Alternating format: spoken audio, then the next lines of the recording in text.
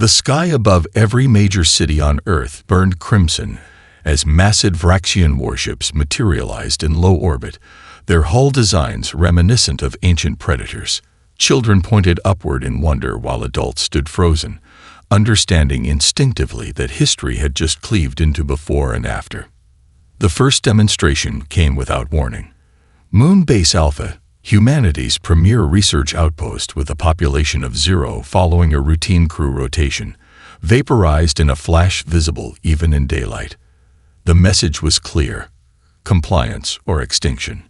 6 hours later, a Vraxian shuttle descended through roiling clouds, its passage igniting atmospheric friction that left a scar across the sky. It landed directly on the United Nations Plaza in Geneva, crushing the century-old fountain of peace beneath its landing struts, in what analysts would later recognize as deliberate symbolism. Ambassador Zexnar emerged, a towering reptilian figure adorned with metallic implants and trophies from conquered worlds. 3 meters tall with scales that shifted color with his moods, he moved with predatory grace despite Earth's gravity. 4 heavily armed guards flanked him, weapons prominently displayed. Live to every screen on Earth, he delivered the hegemony's terms with contemptuous flourish. Sentience of Earth, he began, voice modulator barely softening the clicking undertones of his native speech. The Galactic hegemony recognizes your achievement of primitive interplanetary travel and acknowledges your species' potential for eventual advancement. In accordance with Directive 87 Kappa, your solar system is hereby incorporated into Vraxian over Sector 12. He paused, yellow eyes scanning the assembled human dignitaries with what could only be described as amusement. Standard integration terms apply. Earth will surrender 40% of all planetary resources to be collected by hegemony harvesters. Human population centers will be consolidated to maximize extraction efficiency. A quota of 8 million humans annually will be selected for labor distribution throughout hegemony space. Murmurs rose from the assembled representatives. Zexnar's scales flushed a deeper red. These terms are non-negotiable. Resistance is, he seemed to search his translator for the right word, inadvisable. We have catalogued your military capabilities. They are insignificant. You have 1 standard month to prepare for integration. With that, he handed a crystalline data module to the UN Secretary-General and departed, his shuttle's engines deliberately oriented to scorch the assembly podium.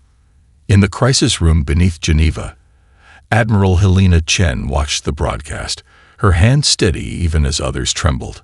Unlike her colleagues, whose faces showed shock and despair, Chen's expression remained analytical, almost detached. The cameras didn't catch her slight smile.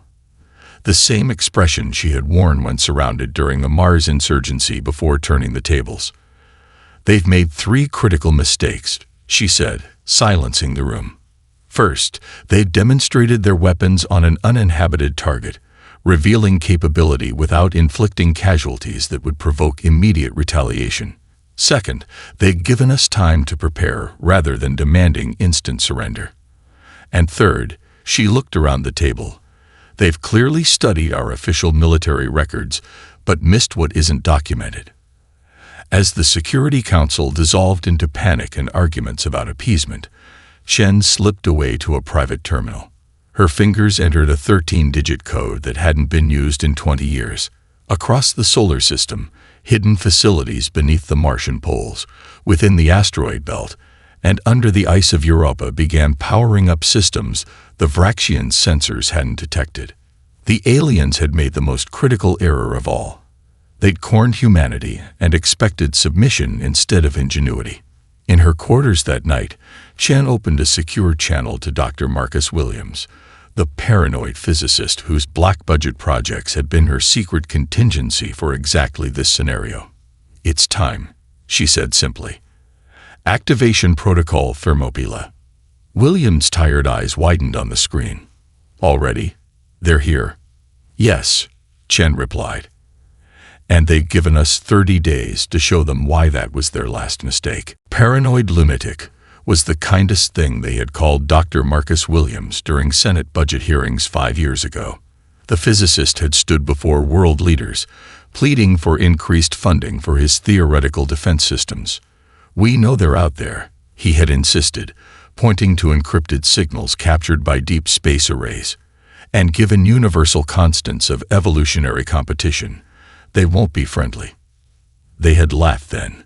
No one was laughing now. President Okafor personally escorted 3 Vraxian observers through Williams' supposedly civilian research institute in New Mexico. The aliens scanned laboratories filled with mundane equipment, graduate students working on benign energy projects, and outdated propulsion prototypes deliberately left visible. "As you can see," Okafor gestured with practiced humility, "our technology is primitive compared to the glorious hegemony. We're eager to learn from your superiority." The lead Vraxian observer's scales flushed with pleasure at the flattery. "Your acceptance of natural hierarchy is commendable," it clicked through its translator. "Perhaps your species will adapt well to service roles." 6,000 kilometers away and 1 kilometer below the Antarctic ice, the real Dr. Williams descended into humanity's best-kept secret. The cavernous facility, designated Olympus, illuminated as he entered, revealing row after row of experimental craft and weapons systems built in absolute secrecy since the first encrypted alien transmissions were detected decades ago. Engineers swarmed over sleek vessels designed with unconventional geometries that made them invisible to standard detection methods. Williams approached his masterpiece, the quantum shield prototype, previously deemed theoretically impossible by conventional physics. It hummed with potential blue-white energy dancing across its containment field. "How close are we?" asked Admiral Chen, appearing silently beside him. She had aged a decade in the week since first contact, but her eyes remained sharp and determined. "2 more weeks at normal pace," Williams replied, watching as technicians installed the final components. "4 days if we sacrifice safety protocols." "Make it 3, she said firmly, showing him footage from Mars Colony on her secure tablet. The video showed Vraxian troops executing civilians for insufficient compliance during a resource assessment. A child's body was visible in the frame before Chen switched it off. "They're getting more demanding, more cruel. They enjoy it." Williams nodded, swallowing hard. 3 days it is. Across the solar system, coded messages activated dormant cells and hidden facilities. On Europa, miners accidentally collapsed tunnels to hide an entire submerged shipyard. On Venus, atmospheric processors quietly reconfigured to produce specialized compounds for quantum warheads. In the asteroid belt, research vessels shed their civilian facades, revealing weapon mounts and stealth systems. In Earth orbit, the massive Vraxian command ship loomed like a prehistoric predator as Ambassador Zexnar received humanity's formal capitulation schedule in an ornate government chamber. "Your species shows wisdom in acceptance," he said, scanning the document with obvious satisfaction. "We recognize inevitable outcomes," replied the human diplomat with downcast eyes. What the ambassador failed to notice was the document's peculiar formatting, spacing, punctuation, and paragraph structures that contained an embedded code, a precise countdown to humanity's response. That evening, in his private quarters aboard the Vraxian flagship, Zexnar reviewed intelligence reports on human military capabilities. The reports showed exactly what humans wanted them to see: outdated weapon systems, disorganized command structures, and a species paralyzed by fear. The perfect prey. In the darkened command center of Olympus Base, Admiral Chen reviewed deployment readiness from across the system. Green indicators lit up her display one by one. Mars Defense Grid, Jupiter Outpost, Titan Strike Team. Deception operations report complete success, her intelligence officer reported. Vraxian confidence levels are at maximum. They believe we're preparing for servitude. Chen nodded, allowing herself the smallest of smiles. Throughout human history, underestimation by an enemy had repeatedly proven to be a lethal mistake.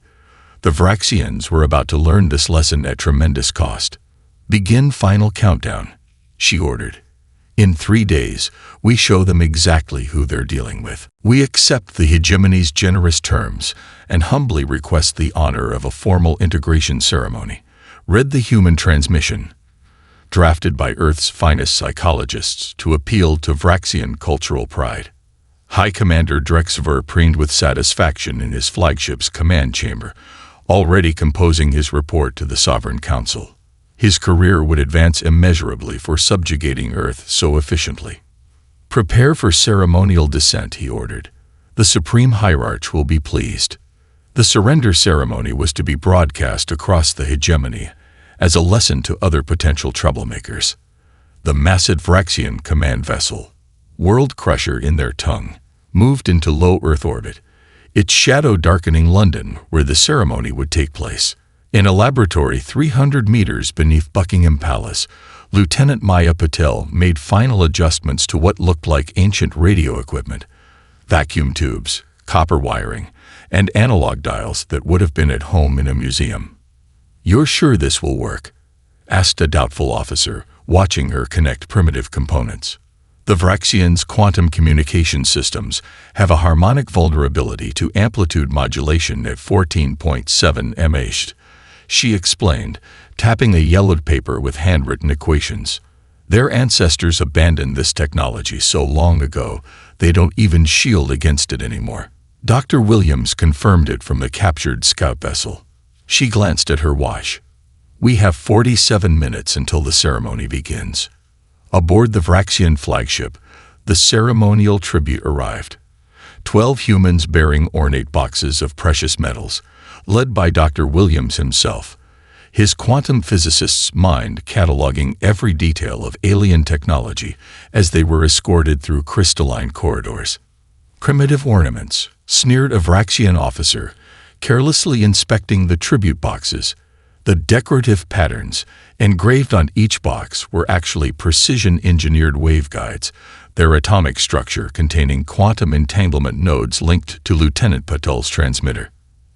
At Trafalgar Square, transformed into an integration site with towering Vraxian banners, Ambassador Zexnar stood triumphant before Earth's representatives. His scales shimmered with dominance colors as his speech broadcasted across 1,000 worlds. "Let this be remembered as the day humanity accepted its natural place in the Order of." In her underground laboratory, Lieutenant Patel activated her transmitter. Ancient frequencies, considered technological relics by the hegemony, surged through the quantum-entangled pathways. In each tribute box aboard the flagship, dormant systems activated simultaneously. Throughout the vessel, systems crashed as forgotten frequencies cascaded through their network. Shield generators flickered and failed. Weapons systems initiated emergency shutdowns. Navigation controls froze. Simultaneously, every human representative at the ceremony activated hidden devices in their formal attire, quantum disruptors disguised as ceremonial jewelry that created localized dead zones in Vraxian technology. Admiral Chen's voice cut across all frequencies, transmitting in perfect Vraxian high speech. "Operation Trojan Horse is go. All units execute." The Vraxian flagship went dark, tumbling in orbit as Earth's hidden defenses powered up. Stealth platforms emerged from concealment throughout Earth orbit. The Vraxian security escorts, suddenly finding their advanced weapons non-functional, reached for backup physical weapons, only to discover the humans had disappeared from the tribute chamber. At Trafalgar Square, Ambassador Zexnar's translator died mid-sentence. His personal shield generator sputtered and failed. The last thing he saw before his security detail dragged him toward their shuttle was the cold smile on President Okafor's face as the defeated humans shed their ceremonial robes, revealing combat gear beneath. "A message from Admiral Chen," Okafor said in flawless Vraxian, needing no translator. "She regrets to inform you that humanity declined your offer of integration and presents a counteroffer. Leave our system immediately or be destroyed." As the Vraxian shuttle desperately clawed for altitude, humans across the planet watched their screens in amazement as the mighty alien flagship drifted helplessly in orbit, its fearsome weapons silent, its communications dead. Phase 1 of humanity's response had begun. Vraxian Admiral Thorn watched in disbelief as human vessels materialized where none had registered before. Their configuration defied conventional design.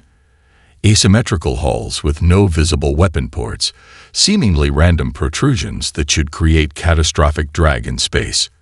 Yet they moved with impossible precision, dancing between his formations, firing solutions like ghosts. "Impossible," he hissed, talons digging into his command chair. "Their technology is centuries behind ours." On the bridge of the HSS Vengeance, Admiral Chen stood surrounded by holographic battle projections. Officers moved with practiced efficiency, executing the battle plan they had rehearsed for years, but never expected to implement. "Initiate Phase 2, she ordered. The ship's experimental Alcubierre drive hummed as it bent spacetime around the vessel, allowing it to execute maneuvers that defied Vraxian combat algorithms. The human counteroffensive didn't target Vraxian warships directly. Instead, they struck command nodes, supply lines, and communication relays. Centuries of Earth's guerrilla warfare doctrine scaled to 3 dimensions. Small, agile craft slipped past capital ships to destroy vulnerable support vessels. Automated drones sacrificed themselves to divert fire from priority targets. The Vraxians, accustomed to overwhelming force against inferior opponents, found their fleet fractured into isolated battle groups unable to coordinate. "They're fighting wrong," snarled Cathorn as another communication relay exploded. "This violates standard engagement protocols." Meanwhile, on Titan, Lieutenant Sofia Rodriguez led a strike team through the crystalline corridors of the hegemony's communications hub. Her mentor, Dr. Williams, had discovered the facility's existence in data captured during Operation Trojan Horse. "We have 4 minutes before patrol rotation," she whispered, fingers flying across alien interfaces. The team downloaded terabytes of classified communications that revealed something unexpected. The hegemony wasn't the monolithic empire it appeared to be. Intercepted messages showed at least 3 major species chafing under Vraxian dominance, with hints of brewing rebellion. "These Tellurians have been fighting a shadow resistance for decades," noted her communications specialist. "And the Anaxiliri collectives appear to be under forced resource quotas." As Rodriguez's team prepared to extract, alarms blared. "Compromise protocols initiated," announced an artificial voice as security barriers slammed down. "Plan B," Rodriguez ordered calmly, as her team deployed what appeared to be simple smoke grenades. The smoke consisted of specialized nanites that infiltrated the facility's environmental systems, rewriting security protocols and creating phantom intruder alerts throughout the complex. Back in Earth orbit, the battle reached its crescendo as Admiral Chen sprung her masterstroke. The Vraxian fleet suddenly found their targeting systems identifying each other as enemies, their own encrypted commands now turned against them. The complex cyber warfare package, developed from fragments of code gleaned from the scout ship, executed flawlessly. Confusion reigned as Vraxian vessels fired upon each other in the chaos, unable to distinguish friend from foe. 3 cruisers destroyed each other before commanders manually overrode the systems. Chen opened a direct channel to the Vraxian flagship, her face appearing on their command displays. "This is merely a demonstration," she stated with unnerving calm. "We could have destroyed your entire fleet but chose limited engagement. Consider carefully what that means." Admiral Cathorn's scales flushed with rage. "You think this victory means anything? The hegemony spans thousands of worlds. We will return with forces that will blot out your sun." Chen's expression didn't change. "Before you make that mistake, I suggest you review the data package we've just transmitted to your systems. Your diplomatic and military intelligence on Earth was incomplete." The transmission ended as the human vessels executed a synchronized microjump, disappearing from Vraxian sensors. When Cathorn opened the data package, he found detailed schematics of the Vraxian homeworld's defense grid, the private access codes of the Supreme Hierarch, and imagery of hidden hegemony installations humans should have no knowledge of. For the first time in his long military career, the Vraxian admiral felt something alien to his species. Doubt. In the ancient library of the University of Alexandria, rebuilt for the fourth time in human history, Dr. Eli Kazan hadn't slept in 3 days. The linguist and synanthropologist stood surrounded by holographic projections of hegemony texts recovered from captured vessels, his eyes bloodshot but alert. "More coffee, Professor?" asked a graduate student, offering a steaming mug. "Thank you, Maya," he said absently, manipulating the alien text with practiced gestures. His small team of scholars worked frantically as battles raged across the solar system, their intellectual pursuit equally crucial to humanity's survival. "There," he exclaimed suddenly, freezing a passage from what appeared to be a constitutional document. The team gathered around, staring at the complex Vraxian script. The Vraxian Protocols, Section 847 Gamma. It states clearly, any species that successfully repels a sovereign challenge must be accorded full rights of autonomous determination and territorial integrity. He cross-referenced with military records extracted from the Titan facility. Earth's resistance doesn't just qualify as a sovereign challenge. It's the most successful defense in over 600 years. Across the room, Ambassador Michael Okafor's expression darkened as he understood the implications. The Vraxians never told the other hegemony species this was a sovereign challenge. They're violating their own foundational laws. Precisely, Kazan nodded vigorously. And look here, the original covenant requires notification of challenge status before engagement. The Vraxians presented it as a standard integration, circumventing their own legal requirements. Within hours, a plan formed. Using captured communication relays and the intelligence from Titan, Earth began broadcasting across hegemony frequencies. The transmissions contained battle footage showcasing human victories alongside precise citations of ancient hegemony laws that many client species hadn't seen in generations. "We're targeting specific cultural vulnerabilities," explained Dr. Kazan to Admiral Chen during an encrypted briefing. "The Tellurians value legal precedent above all else. The Anaxiliri collectives operate on principles of transparency. We've tailored each transmission to resonate with specific hegemony species." The first response came within hours, a heavily encrypted transmission from the Tellurian Confederation, historically rivals to the Vraxians. Their ambassador requested direct communication with Earth, bypassing standard hegemony protocols. Then the crystalline Anaxiliri collectives signaled interest.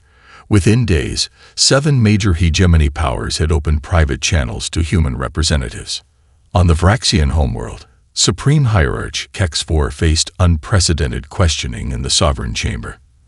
The vast amphitheater, designed to showcase Vraxian dominance, now witnessed something it hadn't seen in centuries: genuine debate. A Moldavian representative rose on her 4 limbs, voice amplified across the chamber. "We demand explanation for this clear violation of the founding covenant. If humans have met the challenge criteria, continued hostilities are illegal under laws you swore to uphold." Kex-4's scales flushed with rage patterns. "These primitives distort our sacred texts. They manipulate our words too. They quote directly from the original covenant," interrupted the Tellurian ambassador, his tentacles waving formal documentation. "Our archivists confirm the accuracy." As political chaos spread through the hegemony, Admiral Chen received a secure transmission from Ambassador Okafor. "Keep pushing. Their political structure is fracturing faster than predicted. The Vraxian leadership is facing internal challenges for the first time since the Third Ascension." Dr. Kazan, reviewing new intelligence, discovered something else: references to an elite Vraxian force kept in reserve for existential threats to their dominance. "The Silent Armada," he read, voice dropping to a whisper, "never before deployed against a lesser species." He immediately alerted Chen. "If the Vraxians are considering this option, we've struck deeper than anyone realized." "They're desperate." Chen nodded grimly.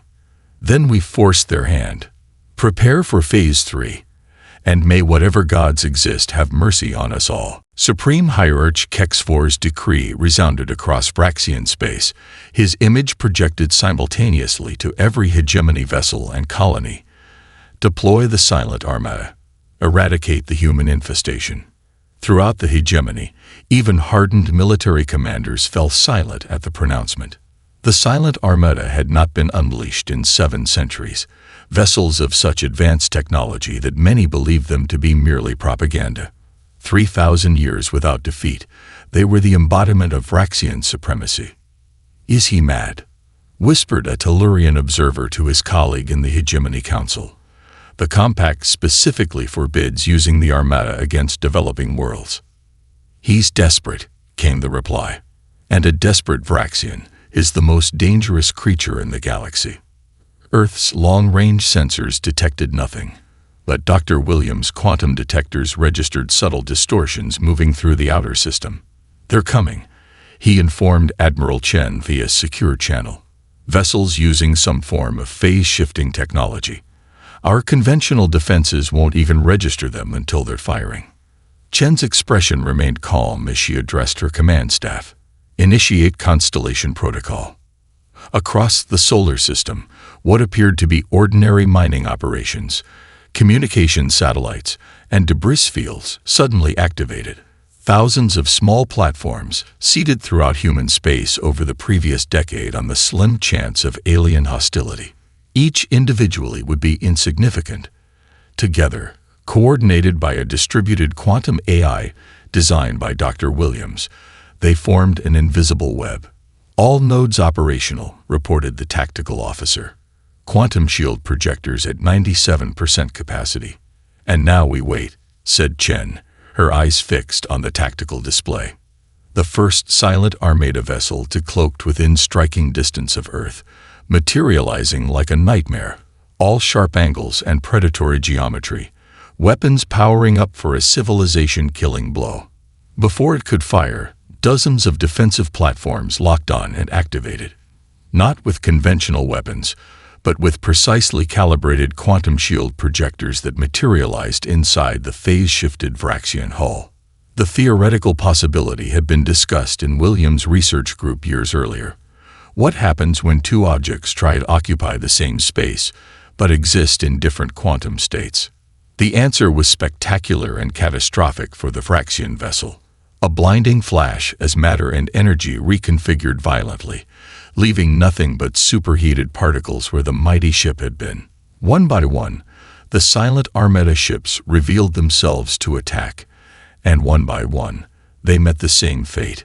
Quantum principles weaponized with mathematical precision, the supposedly invincible fleet was decimated without firing a significant shot. On the Hegemony Central Communications Network, now infiltrated by human intelligence, footage of the Silent Armada's destruction broadcast to thousands of worlds. The Vraxians, in their arrogance, had set their most secure command frequencies to automatically record their moment of triumph, now transmitting their most devastating defeat instead. In the Hegemony Council chamber, a Tellurian diplomat rose, voice quavering. "The undefeated fleet is no more. The Vraxians have failed the very challenge they initiated. By all our laws, all our traditions, we must recognize humanity's sovereignty immediately." Murmurs of agreement spread across the chamber, growing in volume. In his command sanctuary, Supreme Hierarch Kex-4 received the news with uncomprehending rage. Impossible.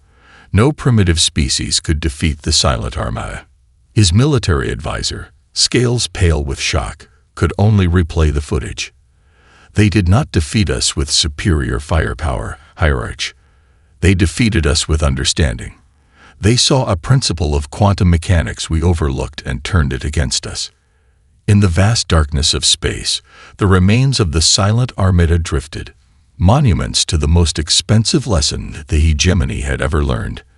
Never mistake human caution for weakness, human preparation for fear, or human ingenuity for primitive thinking. Ambassador Michael Okafor stood before the emergency session of the Hegemony Council, the first non-member species ever granted such privilege.